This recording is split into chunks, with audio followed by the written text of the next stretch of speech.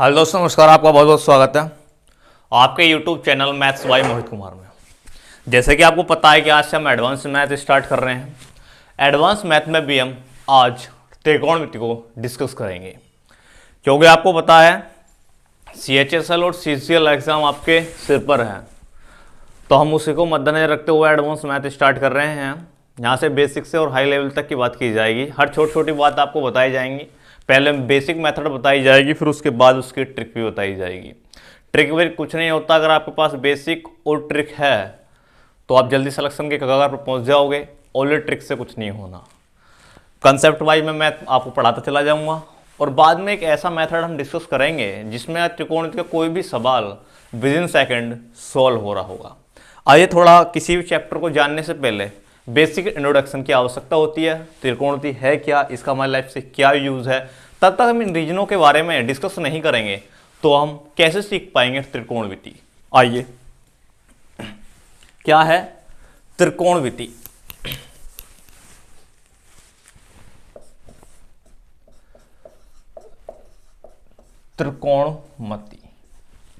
त्रिकोणमिति क्या होता है? इसके द्वारा त्रि माने तीन, कोण एंगल, यानी तीन भुजाओं या तीन कोणों को मापने के लिए हमें किसका यूज करना पड़ता है? त्रिकोणमिति का। किसका यूज करना पड़ता है? त्रिकोणमिति का। त्रि माने तीन, कोण मति, यानी तीन भुजाओं को मापने के लिए हमें त्रिकोणमिति की आवश्यकता पड़ी। ऐसा क्या इसका मतलब है? जैसे कि बच्चे मैं यहां पर खड़ा हूं, धरातल पर खड़ा हुआ हूं। कहां पर खड़ा हुआ हूं? धरातल पर खड़ा हुआ और यहां पर मेरा हवाई जहाज उड़ रहा है। यहां पर क्या मेरा हवाई जहाज उड़ रहा है? तो मुझे यहां से अगर इस एंगल का पता लग जाए ना, तो मैं इस डिस्टेंस को निकाल सकता हूं कि ये हेलीकॉप्टर कितनी ऊंचाई पर उड़ रहा है। तो इसीलिए इस टारगेट को मद्देनजर रखते हुए त्रिकोणमिति का जन्म हुआ। अब बात समझ में आए हुआ कि अगर बच्चे मैं धरातल पर खड़ा हुआ हूं और मैं यहां से हवाई जहाज को देख रहा हूं, मुझे कैसे पता लग जाए कि इनके बीच जो एंगल है वो कुछ बन रहा है। मैंने सपोज दैट 35 डिग्री मान लिया, तो मैं इन दोनों के बीच की आपस में डिस्टेंस निकाल सकता हूं। मैं ये बता सकता हूं कि धरातल से हवाई जहाज कितनी ऊंचाई पर उड़ रहा। ये बात आपको समझ में आई? आइए अब चलते हैं आगे। इसका कहां यूज होता है? ये बच्चे एक ट्राइंगल, जो राइट एंड ट्राइंगल में होता है उसमें यूज होता है।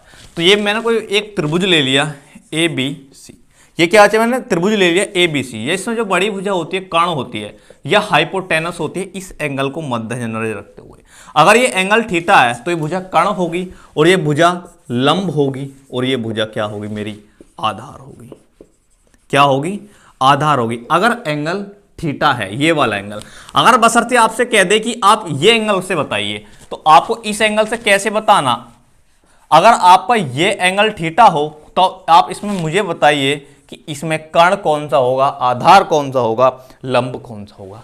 क्योंकि आज तक आप इस एंगल के अकॉर्डिंग तुरंत बता पाओगे कि ये मेरा आधार है, ये लंब है और ये कर्ण है।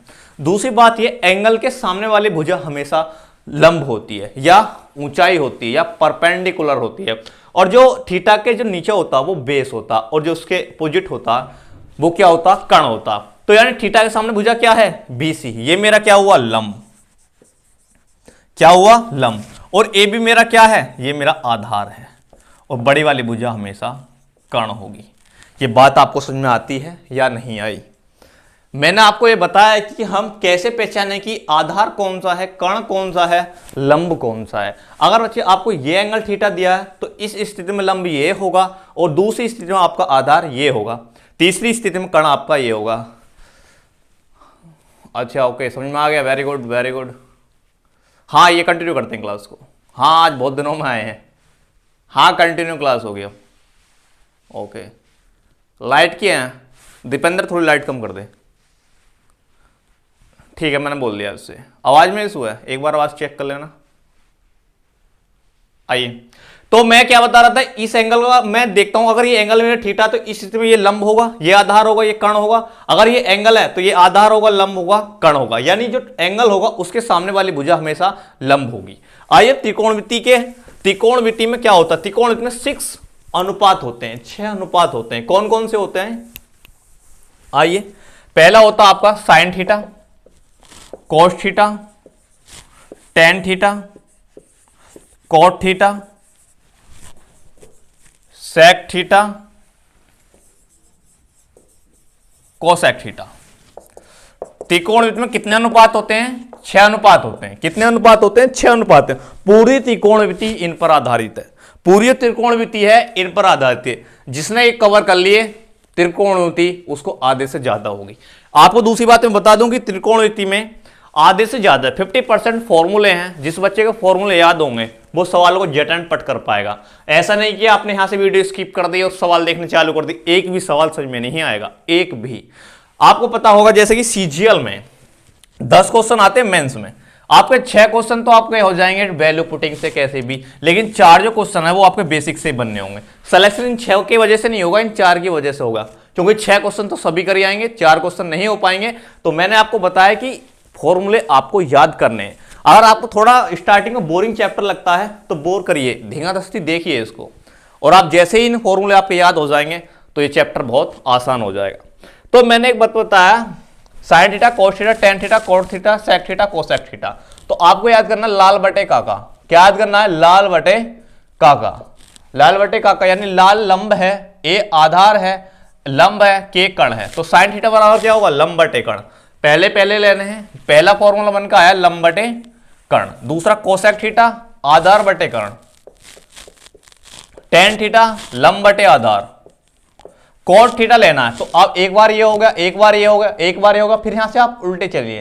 तो कॉट क्या होगा? आधार बटे लंब। आधार बटे लंब। सेक थीटा क्या होगा? कण बटे आधार। और जी कोसेक थीटा क्या होगा? कण बटे लंब। आपको 6 फॉर्मूले याद हुए या नहीं हुए ये बताइए मुझे। आपको 6 फॉर्मूले याद हुए या नहीं हुए? मैं आपको एक बार देखता हूं। ठीक है, आपको 6 फॉर्मूले याद हुए या नहीं हुए? तो आपने एक नोटिस किया होगा कि टेन थीटा की वैल्यू लंब बटे आधार है, लेकिन कोट थीटा की वैल्यू आधार बटे लंब है। यानी ये इसका उल्टा हो रहा है। यानी एल नीचे पहुंचा, आधार ऊपर आया, तो ये इसका उल्टा है। क्या है? उसका उल्टा है। तो मैं इसको क्या ये नहीं लिख सकता? क्या लिख सकता हूं कि टेन थीटा बराबर होगा, क्या होगा? टेन थीटा बराबर 1 बटे कॉट थीटा लिख सकता हूं। आप कॉट थीटा की इधर मल्टीप्लाई करना, टेन थीटा कॉट थीटा बराबर 1। आपका एक फॉर्मूला यहां से जनरेट हुआ।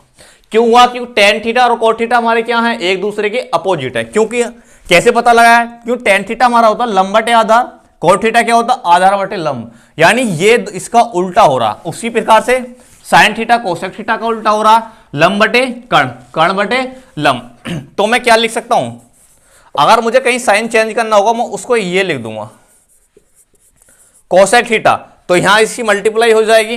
तो यहां से क्या फॉर्मूला बनेगा? साइन थीटा कोसेक थीटा बराबर 1। फॉर्मूला समझ में आए? पहला फॉर्मूला मैंने बताया, दूसरा ये बताया। कब? ये क्योंकि ये एक दूसरे के उल्टे हैं। साइन थीटा का उल्टा कोसेक थीटा है, कोस थीटा का उल्टा सेक थीटा और टेन थीटा का उल्टा कॉट थीटा। नोट कीजिए, मैं इसको मिटा दूं फिर।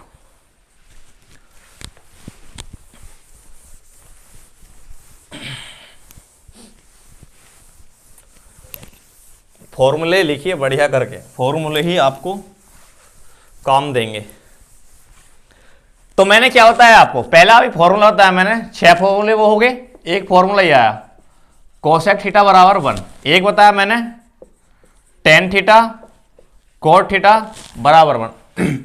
दूसरी बात मैंने बताया था कोसेक थीटा जो होता है वो 1 बटे सेक थीटा होता, ये बात बताई थी। इसके अंदर इधर मल्टीप्लाई होगी, क्या आएगा? 1। तो आपका एक फॉर्मूला ये बना, एक फॉर्मूला आपका ये बना और एक फॉर्मूला आपका ये बना। अब इन पर सवाल कैसे देगा? आइए सवाल की तरफ चलते हैं। सवाल आपको कैसे देगा? जैसे कि आपसे बोल देगा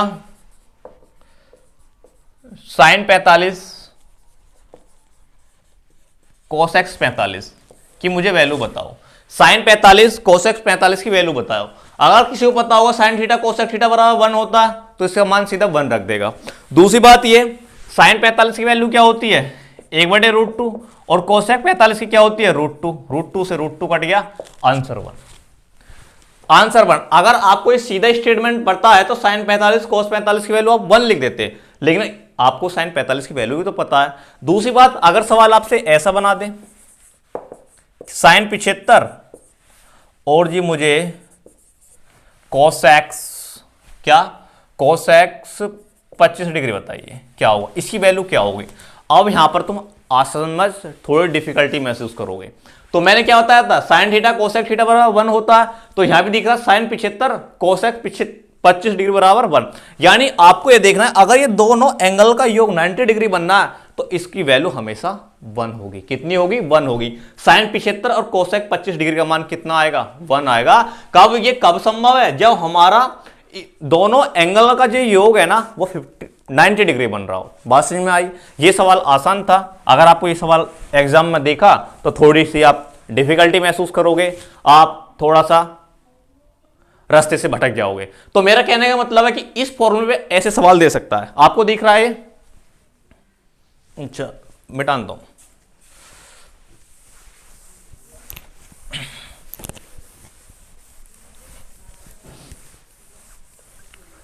आइए दूसरी बात देखिए और देखता हूं सवाल कैसे देगा। वो बोल देगा साइन 18 डिग्री कॉसेक्स कितना देगा? 62 डिग्री 72 डिग्री 72 डिग्री देगा, क्योंकि 72 डिग्री देगा। तो इसकी वैल्यू बताइए। साइन 18 डिग्री कोसेक 72 डिग्री का मान क्या होगा? आपको पता है साइन थीटा कोसेक थीटा बराबर 1 होता है, और आपने देखा 18 और 72 जुड़कर 90 आ रहा है, इसलिए इसकी वैल्यू क्या होगी? 1। कितना टाइम लगा? कितना टाइम लगा? कब? फॉर्मूले की मेहरबानी। किसकी? फॉर्मूले की मेहरबानी। बच्चे किसी चैप्टर को पढ़ने के लिए आपको बेसिक से पढ़ना होगा। अगर आपने उसको बेसिक मजबूत कर लिया ना तो काम हो जाएगा। इसी प्रकार जैसे कि आप बड़ी बिल्डिंग बनानी है, बड़ी बिल्डिंग बनानी है, 4-5 मंजिल बिल्डिंग बनानी है, अगर तुमने उसकी नींव ढीली छोड़ दी ना तो आंधी में हिलेगी वो। अगर तुमने उसकी नींव मजबूत कर दी तो कभी नहीं हिलेगी।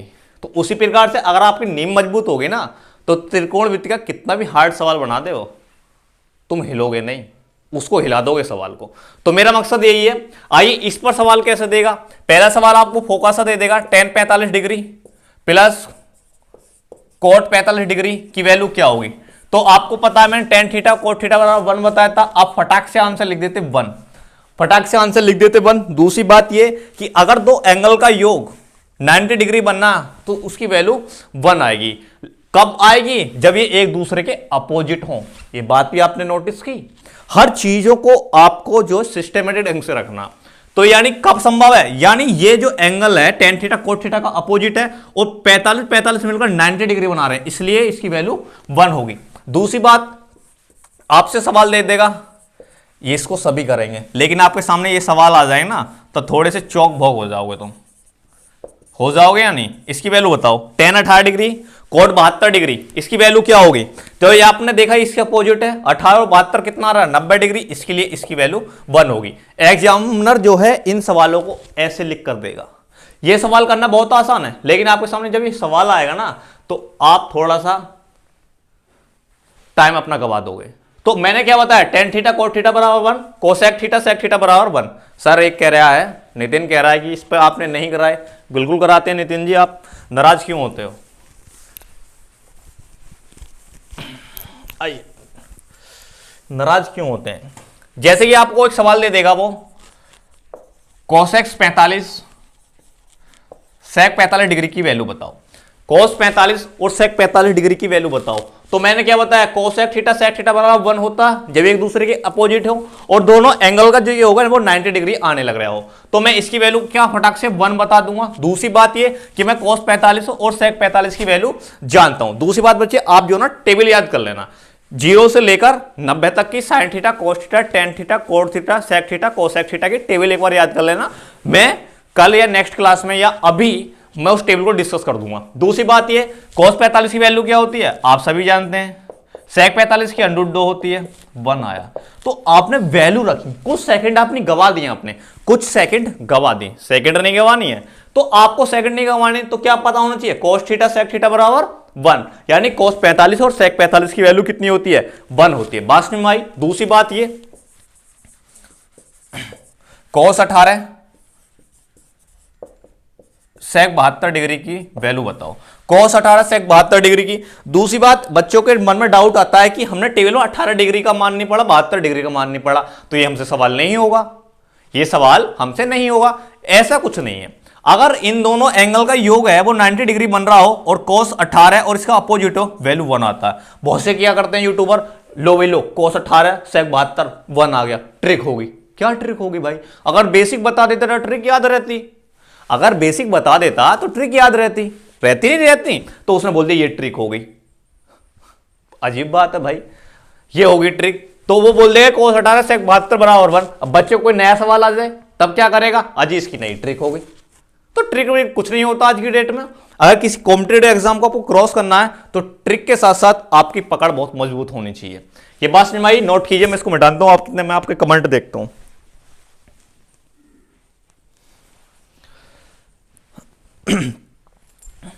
ये बात समझ में आ गई सारे क्वेश्चन? आज सिर्फ बेसिक बताने का था, कल से जो है क्वेश्चन आपके स्लाइड पे आते रहेंगे पीएनजी फॉर्म में। घबराना नहीं है कि आज सवाल आपको नहीं है, साइड में आपको सवाल देखते रहेंगे 1 बाय 1, तो घबराना नहीं है किसी को, आज सिर्फ कंटिन्यू कीजिए। दूसरी बात मैंने क्या बताया था, ये हमेशा किस में लगेगी, राइट एंगल ट्रायंगल में। तो ये मेरा क्या था, कर्ण, ये लंब, ये आधार। यानी ए का मतलब मैंने यहाँ क्या बताया आपसे, आधार, और ये मेरा क्या है, कर्ण, और ये मेरा है लंब। जैसे कि एक सवाल आया, क्या सवाल आया, उसने बोल दिया कि साइन थीटा बराबर 5/6। बेसिक करा रहा हूं, बेसिक बिल्कुल। साइन थीटा बराबर 5/6। उसने पूछ लिया भाई कोस थीटा की वैल्यू बताओ। किसकी वैल्यू बताओ, कोस थीटा की वैल्यू बताओ। तो साइन थीटा लंब बटे कर्ण, तो लंब कितना 5, कर्ण कितना 6, और ये कैसे निकालूंगा, 6 36, 36 माइनस 25 कितना आता है, √11। यानी मैंने आधार की वैल्यू 11 निकाल ली। कैसे आई, यानी बड़ी भुजा का वर्ग दोनों भुजाओं के वर्ग के योग के बराबर होता है। ये मेरी क्या होती है, पाइथागोरस प्रमेय। कौन सी प्रमेय,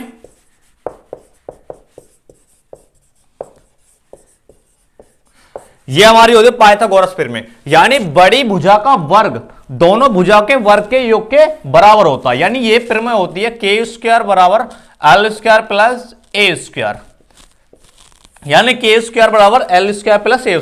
बड़ी भुजा का वर्ग दोनों भुजाओं के वर्ग के योग के बराबर होती है, दोनों वर्ग के योग के बराबर होती है। इसमें इस प्रमेय का क्या यूज है, आपसे इसमें क्या, दो भुजा दे देगा और तीसरी भुजा आपसे पूछ लेगा। यानी दो भुजा दे देगा आपसे, क्या है, तीसरी भुजा पूछ लेगा, तब इसका यूज करके हम तीसरी भुजा निकाल सकते हैं। मैंने वो यूज किया, तो यानी मेरे पास लंब भी आ गया, आधार भी आ गया, कर्ण भी आ गया। क्या पूछा था मेरे से, कोस थीटा पूछा था। तो कोस थीटा क्या होता है, आधार बटे कर्ण। तो आधार की वैल्यू है कितनी, √11 अपॉन कर्ण कितना है 6, यानी कोस थीटा की वैल्यू आ गई √11/6। सवाल क्या था, अगर साइन थीटा की वैल्यू 5/6 है, साइन थीटा की वैल्यू अगर 5/6 है, तो कोसेक थीटा की वैल्यू बताओ। किसकी वैल्यू बताओ, कोसेक थीटा की वैल्यू बताओ। तो यानी आप कोसेक थीटा की वैल्यू कब निकाल सकते थे, तब आपके पास आधार हो। कैसे पता, क्योंकि कोस थीटा का जो फॉर्मूला होता है वो आधार बटे कर्ण होता। क्या होता है, आधार बटे कर्ण होता। कर्ण मेरे पास है, आधार नहीं है, तो मैंने राइट एंगल ट्रायंगल से आधार निकाल ले पाइथागोरस प्रमेय से। ये बात समझ में आई आपको या नहीं आई? सवाल को नोट कीजिए, मैं इसने मिटाता हूं इसको।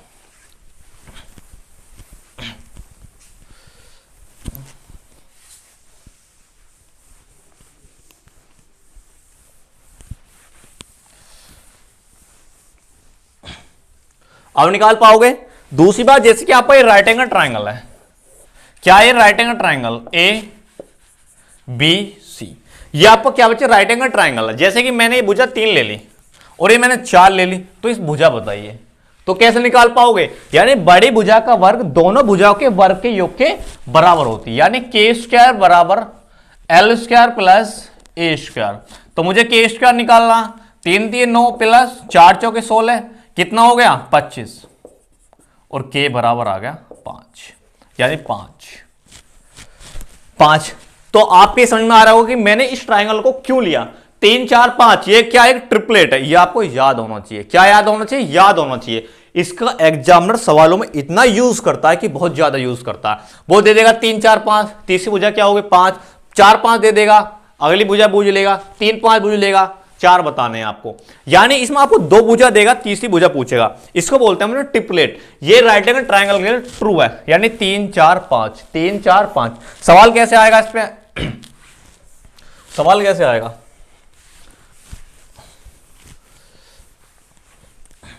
सवाल आएगा आपको जैसे कि साइन थीटा दे दिया आपको, बेसिक सवाल लेता हूं, साइन थीटा बराबर दे दिया 4/5, आपसे पूछ लेगा कॉस एफ थीटा, तो आपको ट्रायंगल बनाने की जरूरत ही नहीं।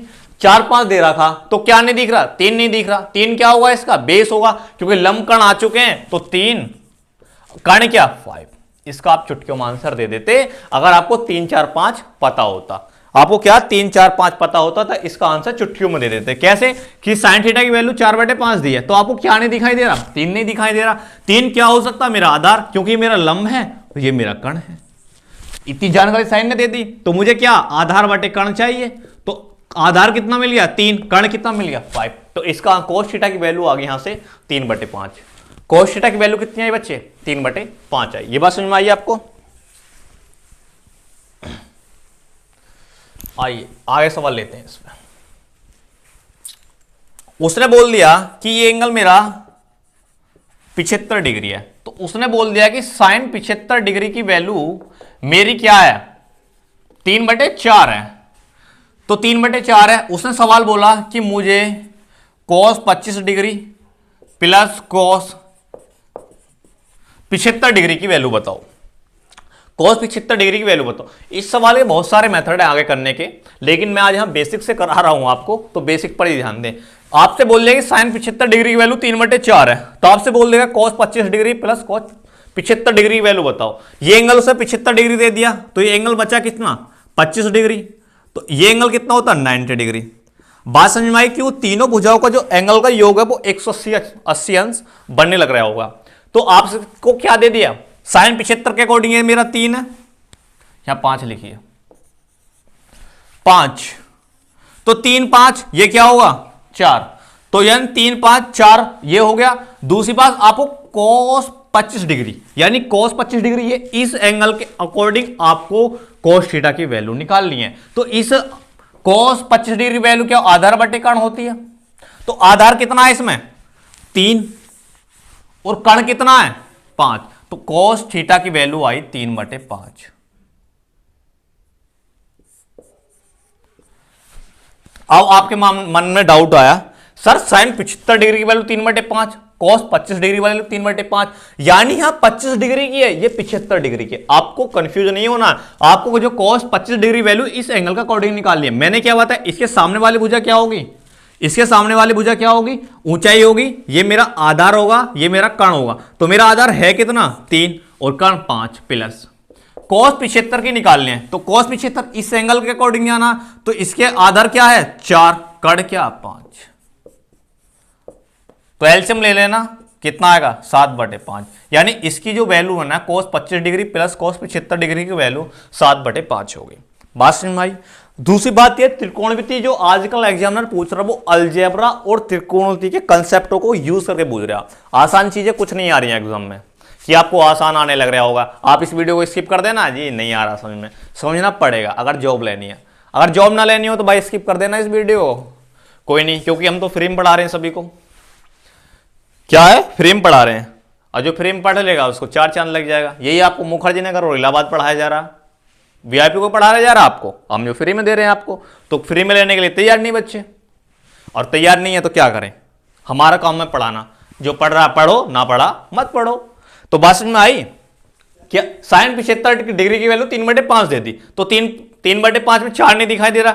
हम जानते हैं कि 3 4 5 एक ट्रिपलेट है। मैं इस सवाल में यूज करके दिखा रहा हूं आपको।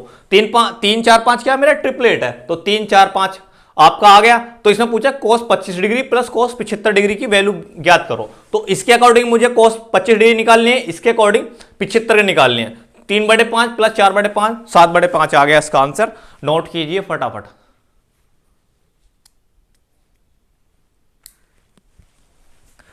नोट कीजिए।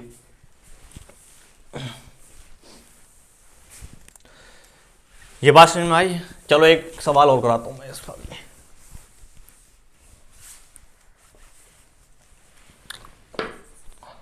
आपको दे दिया कि साइन 68 डिग्री की वैल्यू 3/5 दी है, तो आपसे पूछ लिया कॉस